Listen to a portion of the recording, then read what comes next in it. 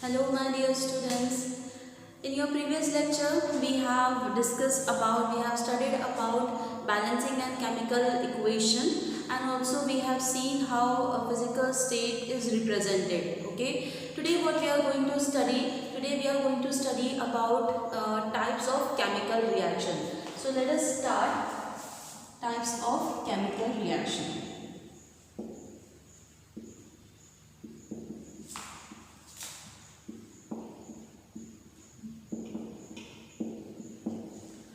So basically chemical reaction are classified into four types. Okay.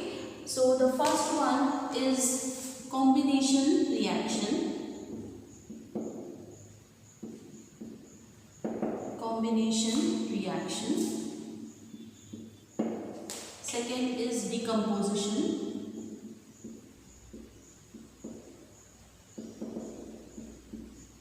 Third is displacement.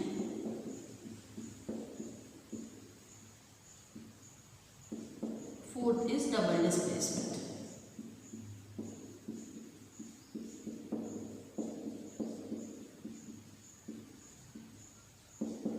Okay, so these are the four types: combination reaction, decomposition, displacement and double displacement. So we are going to study them individually one by one, okay, along with balancing an equation, right? So let us start with the first one, that is combination reaction.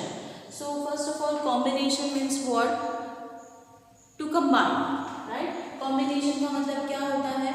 To combine, यानी किसी भी दो चीज़ों का combine होना और एक नई चीज़ का form होना, है ना?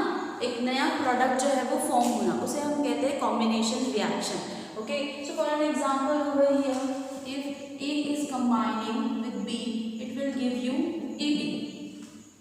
So you can say when you are combining one or two or more substances together, okay, but only a single product is formed. ठीक है, जब हम सपोज करिए, मैं आपको बहुत सिंपल तरीके से समझाने की कोशिश करती हूँ कि जब आपके रिएक्टेंट में एक, दो या उससे ज़्यादा प्रोडक्ट हो, ये बहुत इंपॉर्टेंट है इस पर्टिकुलर टॉपिक के लिए, इसको बहुत ध्यान से सुनिए। आपके रिएक्टेंट में एक, दो या उससे ज़्यादा सब्सटेंसेस हो रिएक्ट करने के लिए, तो वो रिएक्ट ज़रूर करेंगे, लेकिन प्रोडक्ट फॉर्म होगा वो कैसा होगा? सिर्फ एक होगा। चाहे रिएक्टेंट कितने भी हो, है ना, कितने भी रिएक्टेंट क्यों ना हो, यहाँ एक, दो, तीन, चार कितने भी आप कंपाउंड्स ले सकते हैं, कितने भी एलिमेंट्स ले सकते हैं, लेकिन जो प्रोडक्ट फॉर्म होगा वो कैसा होगा? सिंगल होगा। उसे हम कहते हैं कॉम्बिनेशन रिएक्शन। ठीक है, उसको हम बोलते हैं कॉम्बिनेशन रिएक्शन। इसकी बेसिक डेफिनेशन क्या है? That a particular when you have combined two और more substances, okay, only a single product is formed. Okay, this particular reaction is also known as synthesis reaction. इसको क्या बोलते हैं? और ये आपको इम्पोर्टेंट टर्म है, ये MCQs में और डिफरेंट शॉर्ट क्वेश्चन में आता है। इसको बोलते हैं सिंथेसिस रिएक्शन। सिंथेसिस क्यों? Because you are trying to form a particular new compound, okay, which is having very high ability. देखिए, जब कभी भी हम किसी चीज़ को सिंथेसाइज करते हैं, उसकी सिंथेटिक एबिलिटी देखते हैं, है ना, एक नया प्रोडक्ट फॉर्म होता है। ठीक है, सिंथेसिस का मतलब ही क्या है कि आपने उसको किस तरीके से एक नई चीज़ में फॉर्म किया है। ओके, अब सिंथेसिस इसलिए भी क्योंकि देखिए यहाँ पर उसकी सिंथेटिक एबिलिटी पर्टिकुलरली कैसे होनी चाहिए? बहुत ही हाई होनी चाहिए। अब आप जब कोई भी रिएक्शन कर रहे हैं, कोई केमिकल का यूज़ कर रहे हैं, उसकी सिंथेटिक एबिलिटी आप कहाँ चेक करेंगे? ऑब्वियसली मार्केट में, इन डिफरेंट इंडस्ट्रीज, है ना, लाइक फार्मास्यूटिकल, केमिकल्स जहाँ यूज़ होते हो, dye industry, plastic industry, there are plenty of them. तो जहाँ आप इसकी सिंथेटिक एबिलिटी को यूज़ कर सके उस पर्टिकुलर रिएक्शन के लिए, इसलिए इसका नाम दिया गया है सिंथेसिस रिएक्शन। ठीक है, इसका सबसे बेस्ट एग्जांपल अगर हम देखें इस रिएक्शन का, तो वो होगा हेबर्स रिएक्शन। ठीक है, ये रिएक्शन है हेबर्स रिएक्शन, इसका बेस्ट एग्जांपल है।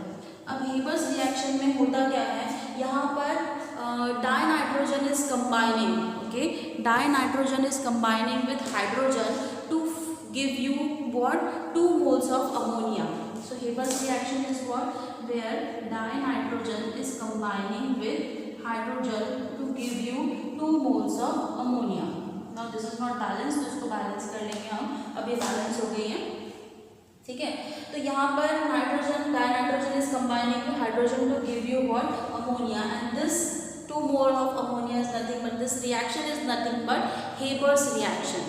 ओके, एक और रिएक्शन है where calcium oxide is reacting with water to give you what, calcium hydroxide, CaOH twice.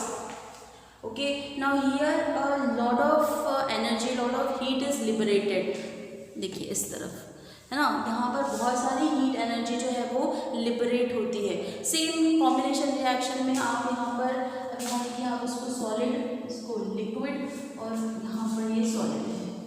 Similarly carbon combining with oxygen to give you carbon dioxide, that is gas. So these are all what, combination reaction. ये सभी कैसे हैं, combination reaction है where different reactants are reacting together to give you what, a single product. यहाँ सभी जगह एक single product जो है वो form हुआ है, that is nothing but a combination reaction. अब कॉम्बिनेशन रिएक्शन की स्पेशलिटी क्या है, क्या मतलब उसमें बहुत खासियत क्या है. देखिए the speciality of a chemical combination reaction is that all combination reaction are exothermic. क्या कहा मैंने, ऑल कॉम्बिनेशन रिएक्शन, जितने भी कॉम्बिनेशन आप रिएक्शन देखेंगे है ना, वो कैसे हैं, are exothermic, are exothermic in nature. क्या बताया था मैंने आपको, 2 टाइप्स ऑफ रिएक्शन होती हैं, एक्सोथर्मिक और एंडोथर्मिक. तो कॉम्बिनेशन रिएक्शन जितने भी आप देखेंगे वो कैसे होंगे, एक्सोथर्मिक होंगे.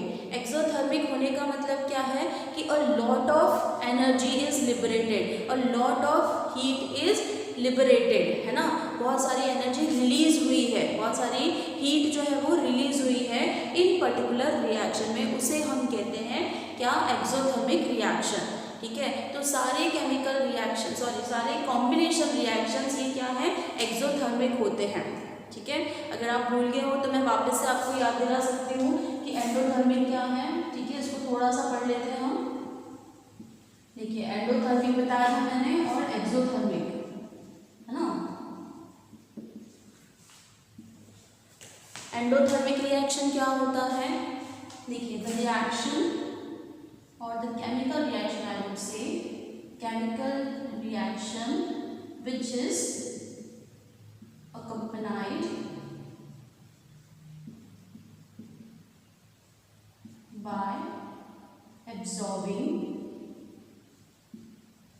heat, okay, is known as what, is known as endothermic reaction.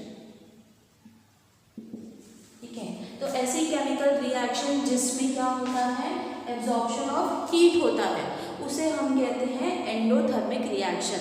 अब एंडोथर्मिक रिएक्शन का सबसे बेस्ट एग्जांपल होगा वह carbon solid is reacting with what, 2 moles और डाइसल्फर आई वुड से. ठीक है, sulphur, okay, this is gaseous to give you what, carbon disulphide. ठीक है, कार्बन डाइसल्फाइड हमें मिलता है.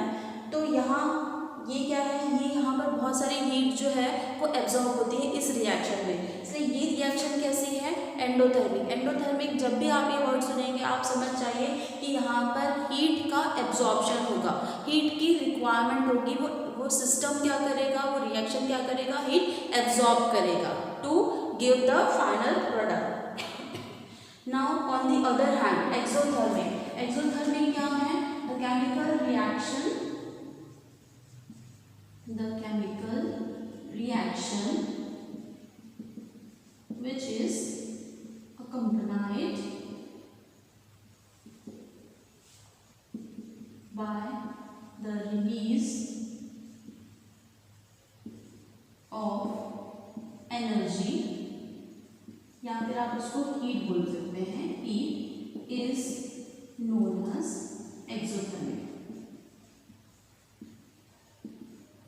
Exothermic reaction.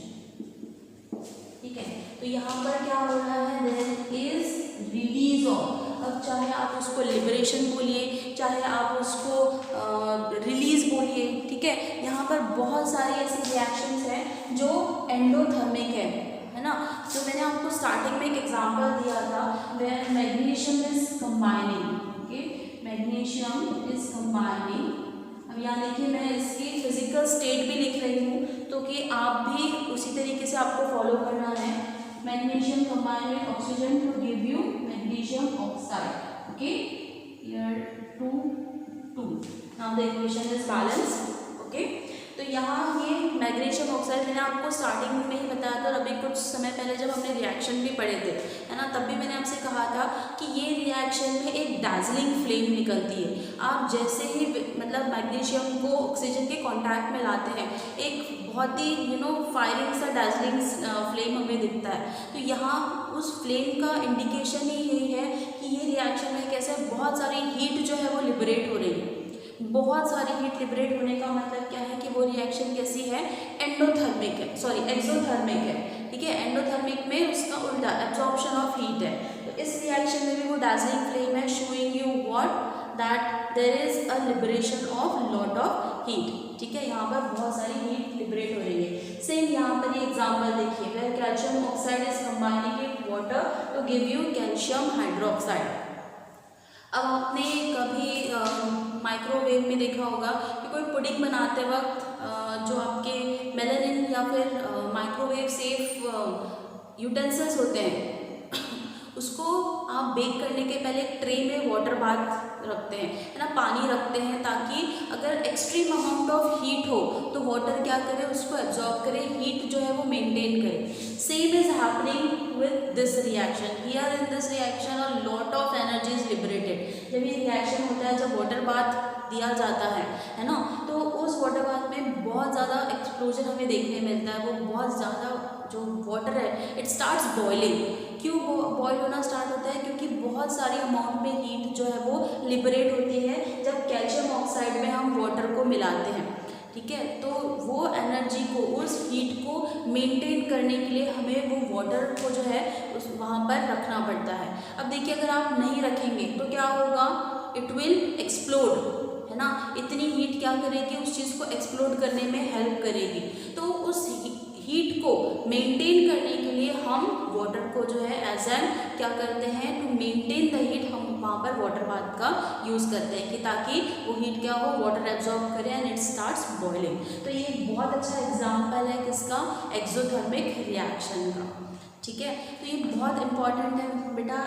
इन ये जो टर्म्स है, combination reaction, synthesis, Haber's reaction या एंडोथर्मिक, एक्सोथर्मिक, ये इन्हें पढ़ना बहुत ज़रूरी है, बहुत इम्पॉर्टेंट है।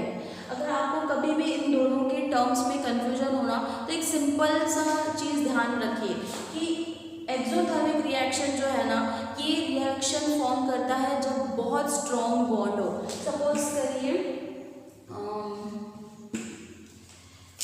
करिए आपके पास है सोडियम हाइड्रोक्साइड और वो रिएक्ट करना है HCl के साथ, ठीक है। तो फॉर्म क्या करेगा, NaCl प्लस H2O। अब यहाँ देखिए, जब सोडियम हाइड्रोक्साइड रिएक्ट करता है डाइल्यूट HCl के साथ तो वो एक बहुत स्ट्रॉन्ग बॉन्ड फॉर्म करता है NaCl का। इसके अलावा water is a very strong bond. इसका बॉन्ड जो है ना ये बहुत ज़्यादा स्ट्रॉन्ग है ना। इतना स्ट्रॉन्ग बॉन्ड जब बनता है तो बहुत सारी एनर्जी जो है वो रिलीज होती है। तो हमेशा याद रखिए, जब कभी भी कोई स्ट्रॉन्ग बॉन्ड फॉर्मेशन दिखा रहा है आपके रिएक्शन में, ठीक है, तो वो डेफिनेटली वो एक एक्सोथर्मिक रिएक्शन है। उसके उलट अगर कोई सब्सटेंस अनस्टेबल है और वहाँ पर बॉन्ड ब्रेकिंग हो रहा है, ठीक है, अगर बॉन्ड ब्रेक हो रहा है तो डेफिनेटली वो एक एंडोथर्मिक रिएक्शन है, क्योंकि वो सब्सटेंस अनस्टेबल है, इसलिए बहुत जल्दी breaking of bond will take place, ठीक है। आप समझ रहे हैं। तो ये बहुत इंपॉर्टेंट है आज का अगर चैप्टर, आपको जो टॉपिक है इसे बार बार रिपीटेडली देखिए, क्योंकि ये चारों जो रिएक्शन अभी आप पढ़ने वाले हैं, ठीक है। आज तो मैंने सिर्फ कॉम्बिनेशन रिएक्शन ही दिया है, ये एक्स्ट्रा आ गया आपका क्योंकि मैं ऑलरेडी पढ़ा चुकी थी आपको ना स्टार्टिंग के जब ऑनलाइन वीडियोस थे तब, ओके। पर अभी मैंने आपको इसको डिटेल में पढ़ाया है कि एंडोथर्मिक क्या होता है, जिसमें एब्जॉर्प्शन ऑफ हीट हो, okay, heat is absorb. On the other hand endothermic क्या है, वेयर रिलीज और लिबरेशन ऑफ हीट और एनर्जी टेक्स प्लेस, ठीक है। तो ये बहुत इंपॉर्टेंट है, इसे समझिए, नोट डाउन करके रखिए, ओके। इसके बाद हम स्टार्ट करेंगे हमारा डिकम्पोजिशन रिएक्शन, और ये सभी बहुत इंपॉर्टेंट है with respect to your 10th standard and 12th standard, okay. So I hope that you have understood today's topic. I will meet you next time, okay. Good day, students.